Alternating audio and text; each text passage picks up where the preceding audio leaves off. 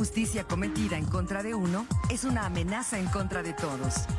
Justicia y perspectiva con Isabel Herrera.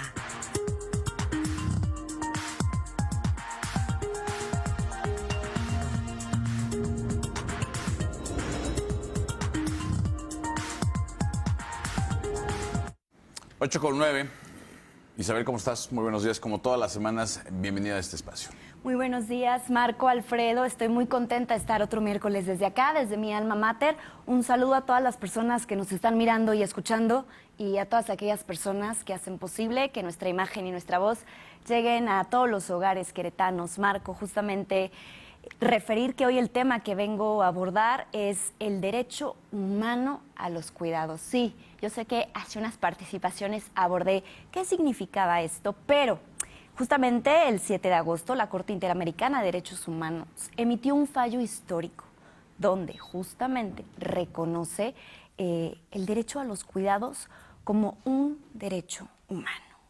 Y Nancy Hernández, presidenta de la Corte Interamericana, refiere: el cuidado constituye una necesidad básica, ineludible, universal, de la cual depende tanto la existencia de la vida humana como el funcionamiento de la vida en sociedad. Pero, ¿qué son en sí los cuidados? Yo sé que ya se lo saben, pero se los vengo a recordar. Forman parte de la vida cotidiana, son necesarios para sostenerla y para vivir dignamente.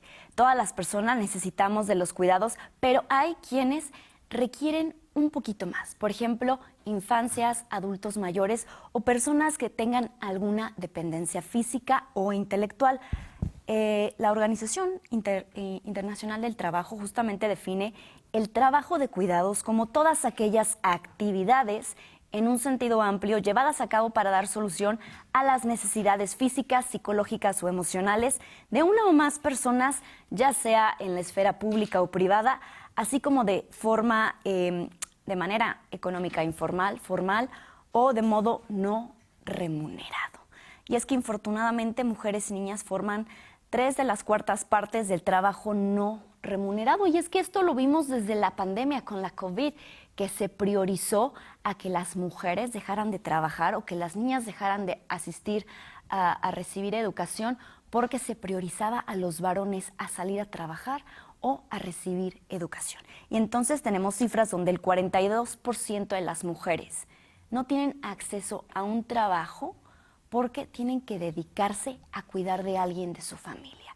Y las cifras en hombres son que solo el 6% de los hombres no tienen acceso a un empleo por dedicarse justamente a los cuidados no remunerados.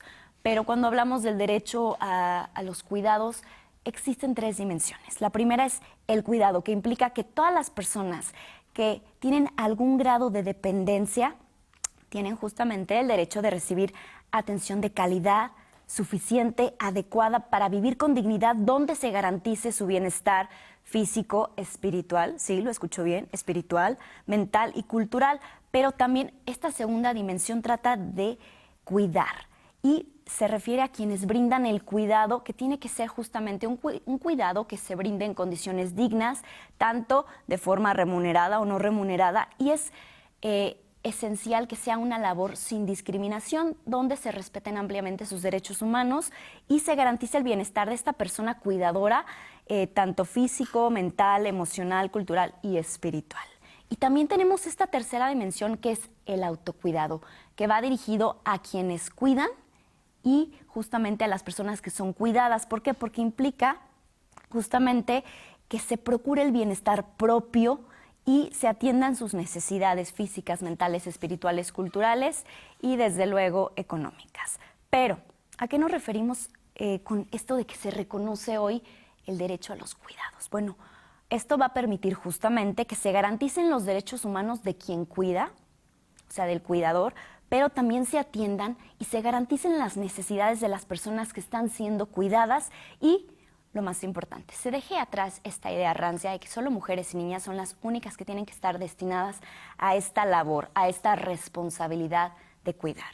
Y es que la Corte justamente señala que la garantía del derecho al cuidado está obviamente vinculada por los principios de interdependencia e indivisibilidad de los derechos humanos. Y se refiere justamente a esta obligación que tiene el Estado a en condiciones de igualdad y no discriminación, que erradique justamente estos estereotipos de género, de estos patrones sociales y culturales que son negativos, que mencionan que las labores de cuidado tienen que recaer directamente solamente sobre las mujeres y no deben de ser remunerados. Entonces, ¿qué pasa? Que esta distribución inequitativa es un obstáculo para justamente el ejercicio de los derechos de trabajo, de seguridad social y de educación de mujeres y niñas. Por eso hoy en día los estados deben de adoptar estas medidas para erradicar y revertir estos estereotipos que infortunadamente están generando obstáculos para la equidad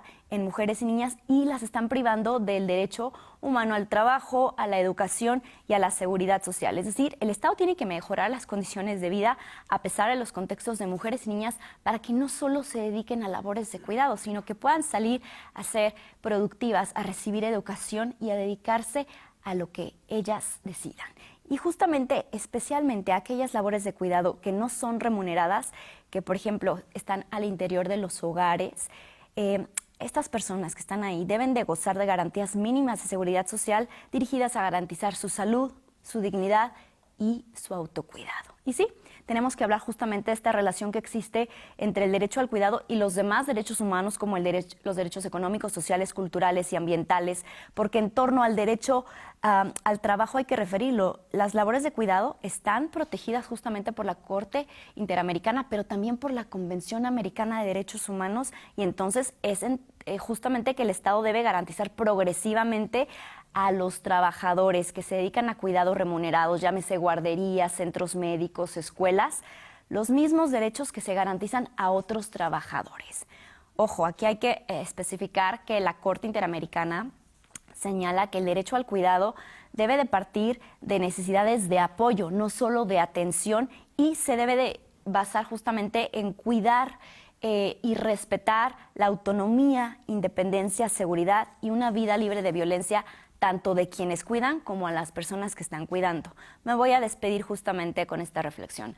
El derecho al cuidado comprende el derecho de toda persona de tener acceso al tiempo, al espacio, a los recursos para poderse allegar de estas condiciones para brindar, procurar y justamente recibir todo lo que asegure su bienestar integral, que le permita desarrollar libremente sus proyectos de su vida, pero justamente enfocado en sus capacidades y en la etapa vital en la que se encuentren. Y el derecho humano al cuidado tiene su fundamento justamente en los principios de corresponsabilidad, tanto social como familiar, como los principios de solidaridad, de igualdad y de no discriminación. Así que la próxima vez que usted esté enfermo en casa y que alguien se quede a cuidarle, o que usted tenga que cuidar a su abuelita, a su papá adulto mayor, a su hijo, recuerde que hoy en día esto ya está garantizado por la Corte Interamericana de Derechos Humanos. Justamente hoy, 2025, se tiene que garantizar el bienestar de ambas partes involucradas, de quien cuida como de quien es cuidado, sin discriminación, en un ambiente de respeto a los tiempos, a los espacios, a los autocuidados. ¿Por qué? Porque muchas veces quien cuida también necesita ser cuidado. Con eso me despido hoy, Marco. Enormemente agradecido, César. Como siempre, muchas gracias. Muy oportunos tus comentarios. A ti. Hasta entonces. Vamos a hacer una pausa y regresamos con más.